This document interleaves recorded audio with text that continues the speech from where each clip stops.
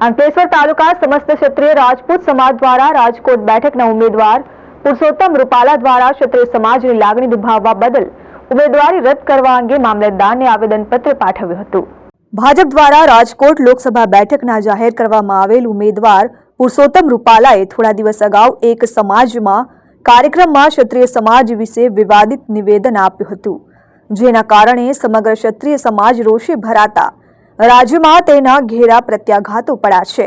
અને વિવાદિત નિવેદન મુદ્દે ક્ષત્રિય સમાજ આખા રાજ્યમાં દરેક જિલ્લાઓમાં પુરુષોત્તમ રૂપાલાની ઉમેદવારી રદ કરવા માટે પ્રચંડ માંગણી કરી છે અને રાજકોટના જાહેર કરેલા ઉમેદવારને બદલવા માટે માંગ કરી રહ્યા છે। ત્યારે અંકલેશ્વર તાલુકા સમસ્ત ક્ષત્રિય રાજપૂત સમાજના આગેવાનો મોટી સંખ્યામાં તાલુકા સેવા સદન ખાતે ભેગા થયા હતા અને પુરુષોત્તમ રૂપાલા વિરુદ્ધ સૂત્રોચ્ચાર કરી અંકલેશ્વરના મામલતદાર કરણસિંહ રાજપૂતને આવેદનપત્ર પાઠવીને રાજકોટ બેઠકના ઉમેદવાર પુરુષોત્તમ રૂપાલાની ઉમેદવારી રદ કરવાની માંગણી કરી હતી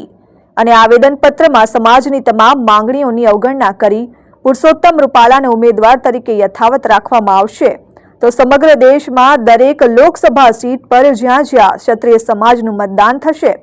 તે ભાજપ વિરુદ્ધમાં થશે તેવું જણાવ્યું હતું। આ આવેદનપત્ર દરમિયાન મોટી સંખ્યામાં અંકલેશ્વરના સમસ્ત ક્ષત્રિય રાજપૂત સમાજના આગેવાનો ઉપસ્થિત રહ્યા હતા। છેલ્લા 20 દિવસથી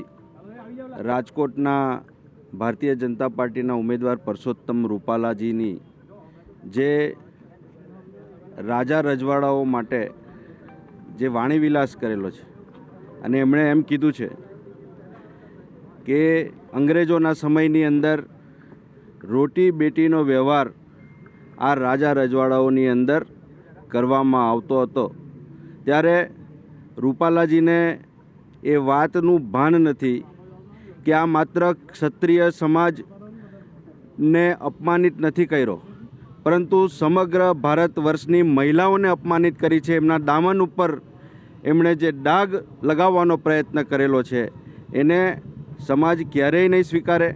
અને જે રીતે એ કોઈ પણ સમાજ હોય, આજે ક્ષત્રિય સમાજ જે રીતે રોડ રસ્તાઓ ઉપર છેલ્લા 20 દિવસથી સંઘર્ષ કરી રહેલો છે અને એક તરફ રૂપાલાજી જે છે એ